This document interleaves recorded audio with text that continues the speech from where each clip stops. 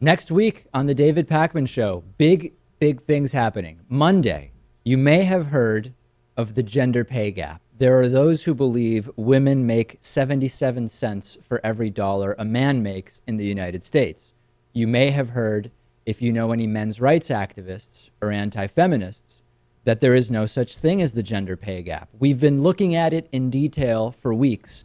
And on Monday, we will have a long-form piece with the results of our investigation. I predict that unless you are willing to have an open-minded and sort of nuanced view on the issue, you probably won't like where we come out on this one. Then on Tuesday, I'm going to interview Brian Manowitz, who is known to some, not to me, but I mean to Lewis for sure, as the vegan black metal chef. And Lewis, although he's only a somewhat fan of veganism, he's a big fan of black metal, death metal, and the most brutal Norwegian heavy metal that exists. And I'll be interviewing Brian Manowitz about his path to veganism.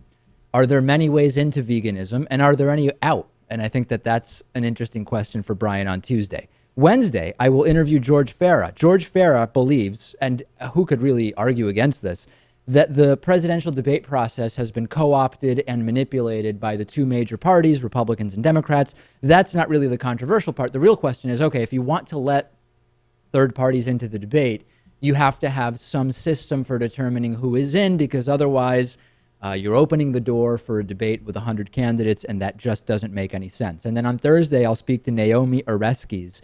She is going to talk to us about the systemic, I don't know if it's systemic and systematic, I would say, disinformation campaign around climate change. And she actually compares it to prior campaigns around tobacco, around acid rain, pesticides, the ozone hole, etc. She is the co-author of the book Merchants of Doubt, and that's going to be fantastic. And then Friday, just to round things out, I mean, what better, Lewis, than someone who can explain how to cure any ailment or alleged ailment with the Bible. In this particular case, we'll go back to a classic interview where Arnie Cole explained to me how the path to curing porn addiction, what he calls porn addiction, is the Bible. And not just any sacred text would work. It has to be specifically the Christian Bible. So we'll review that on Friday. Arnie Cole. If you have questions for any of these guests, other than Arnie, since that interview has already happened,